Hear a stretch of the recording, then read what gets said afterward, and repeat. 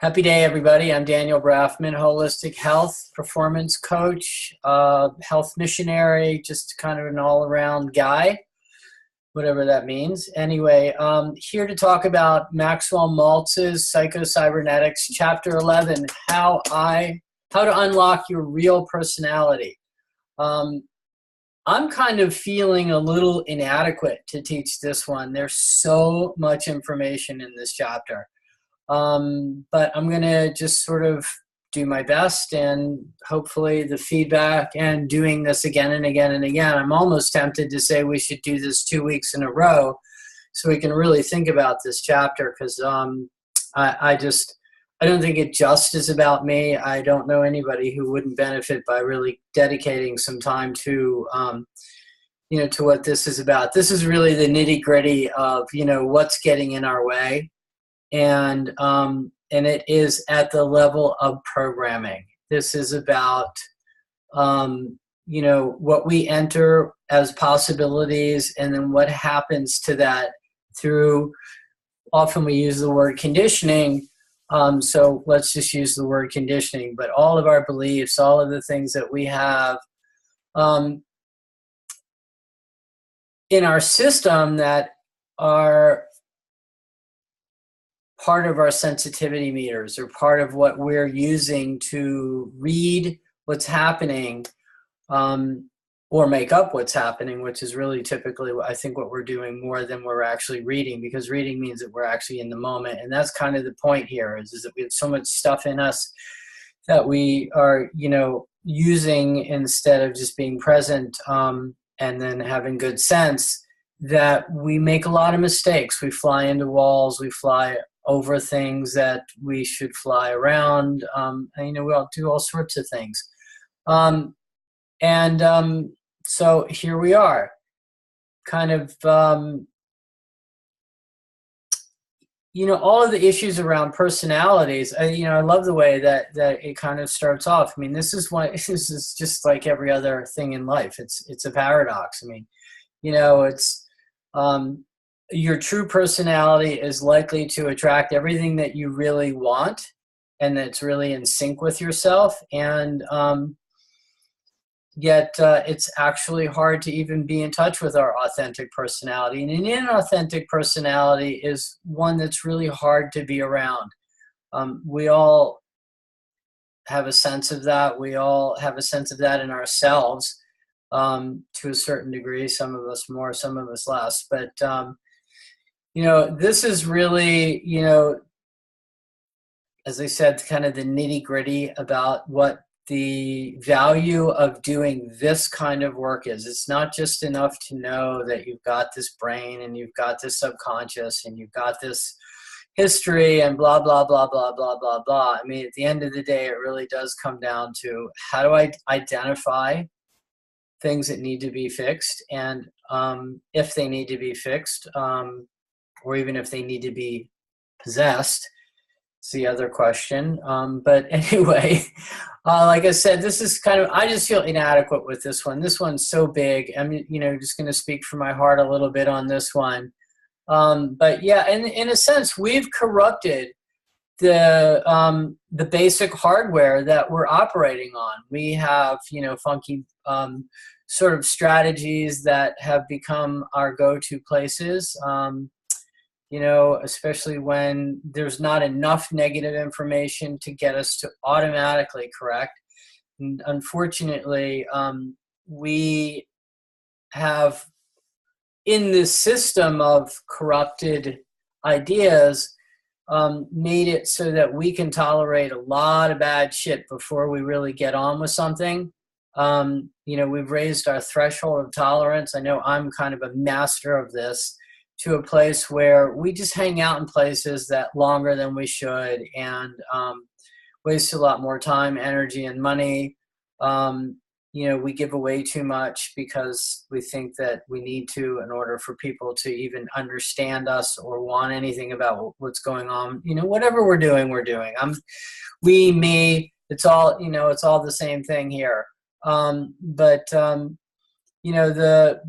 The authentic versus the inauthentic, this is personality steers you in the right direction, it steers you in the wrong direction. It's all about just getting in balance, getting your ego in check, and having an ego, but making sure that it's healthy. I like that where it goes with this, you talk about poor personalities or inhibited personalities are the same thing. Yeah, I mean, I think this is just another way of saying your true personality, your most magnetic and harmonious magnetic vibration is your real personality coupled with your real desires and a good sense of self so that you actually know what's good for you. Because this is another thing that's addressed in this chapter is often, we believe that in certain things that really aren't true, and anything that we believe that isn't true ultimately isn't good for us. So, we have to get a little bit, honest with ourselves sometimes and continue to look at results and see what's happening, because the servo mechanism is, it's the fun house, it's just a bunch of mirrors and it's just a bunch of, actions or reactions. And that's, again, the point of this is that, are you healthy in your personality? Are you able to actually respond to what's happening in the moment? Or are you being reactive? Or are you being inhibited by your belief systems? These are all this is, again, why I feel almost inadequate to touch this. This is really what we're all struggling with in our own way. And there are, many categories that are listed in here. Being self-conscious, being other conscious. That one really resonates for me personally. I am often, in my own belief, overly sensitive to what other people think or what other people will think about what I have to say or what I want to do, or, sometimes even who I am, which is kind of ridiculous because nobody really cares what another person is. They're just there and but that's just me needing to be self-judgmental.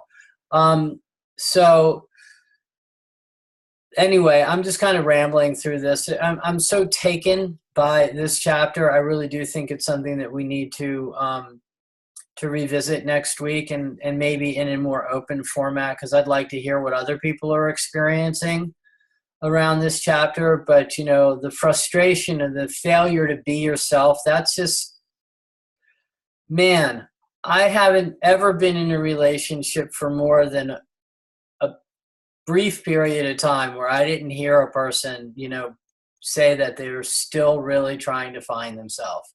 And finding yourself is be yourself. I think that we all are exactly where we are, but when we're inhibited in our behaviors and we don't really let our true selves out for fear of whatever we're fearing or for whatever we're believing, this is just going to keep steering us into what what we don't want, which is isolation, which is not actually living our purpose, and also not really attracting the right people for us, because personality, again and again and again through this chapter, they use the word magnetism, and magnetism, like attracts like. It's not the other way around. Those are codependents, and that, again, is the kind of the paradox of magnets. Our ideas of magnets are actually, most of us who believe, are just a codependent situation. We have a passive magnet and you have an overactive magnet that brings it together to try to make something whole that's already whole. But true magnetism, everything is recognized as already whole, and the things can be in harmony together, happily in harmony together, like clocks in a room, with pendulums. If you have the pendulum set at all different times, you go leave the room for a couple of hours and come back in, and they're all going to be swinging together. I mean, there's an energy, there's a harmony, and it all attracts within proximity. So, if we want to have the right people in our world, we're just going to have to, kind of dial this in. I am just totally rambling on in this call. I'm actually going to end the recording now.